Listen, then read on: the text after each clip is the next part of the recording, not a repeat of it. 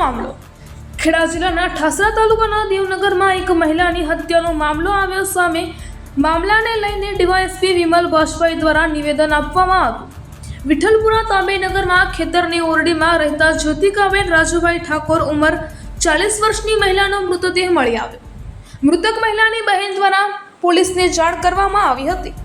મૃતક મહિલા ઉપર તેના પતિ વહેમ રાખતા હોય અને વહેમના કારણે તેના પતિએ જ હત્યા કરી હોવાનું અનુમાન। મૃતદેહને સરકારી હોસ્પિટલ ઠાસરા ખાતે પોસ્ટમોર્ટમ અર્થે ખસેડવામાં આવ્યો હતો। તારીખ 16/9/2024ના રોજ ઠાસરાના આગરવા ગામે પણ મર્ડરનો બનાવ એક ગર્ભસ્થ મહિલાનો બન્યો હતો। માત્ર 5 દિવસમાં મહિલાના 2 મર્ડર થતા પોલીસની કામગીરી પર સવાલો ઉઠી રહ્યા છે।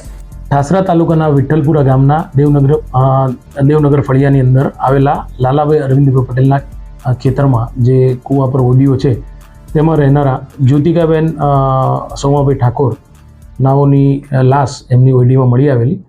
આ અનુસંધાને તેમના બહેન જે છે રમીલાબેન જયંતિભાઈ નાઓએ ઠાસરા પોલીસ સ્ટેશનમાં ફરિયાદ આપેલી છે। સમગ્ર બનાવની હકીકત જોવા જઈએ તો આ જ્યોતિકાબેન છે તેમના લગ્ન રાજુભાઈ સોમાભાઈ ઠાકોર નાઓ સાથે થયેલા અને તે બંને વચ્ચે અણબનાવ રહેતા આ જ્યોતિકાબેન તેમના બેનને પાસે રહેતા હતા। 6 માસ અગાઉ આ રાજુભાઈ તેમને મનાવીને ફરીથી લઈ આવેલા, પણ આ રાજુભાઈ જે છે એ સતત એમની ઉપર શંકા કુશંકા કરતા હોય તેમની વચ્ચે અવારનવાર ઝઘડા ચાલ્યા કરતા હતા।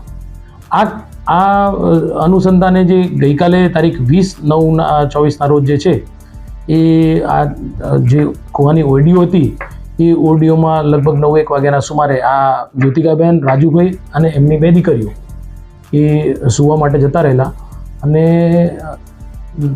સવારના જે એમના પડોશી છે એ જગદીશભાઈ કનુભાઈ વસાવા છે એ જ્યારે એમના પત્ની જે છે એ અને એ લોકો બધાએ બાજુમાં જે 7-1 વાગ્યા પણ જ્યોતિકાબેન કોઈ એમના કામકાજ માટે ઉઠ્યા નહીં એટલે દરવાજો જરા થોડો ખુલ્લો જોયેલો એટલે દરવાજાની અંદર જોતા જ્યોતિકાબેનની લાશ એ ઓયડીની અંદર ગોદડી પર પડેલી હતી અને એમના બાળકો ત્યાં એની બાજુમાં સૂઈ રહેલા હતા।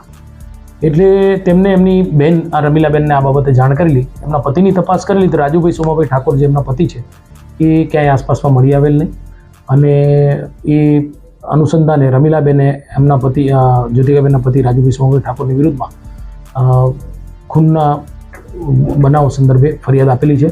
પોલીસે તપાસ હાથ ધરેલ છે અને બાકી આગળની કાર્યવાહી ચાલુ છે।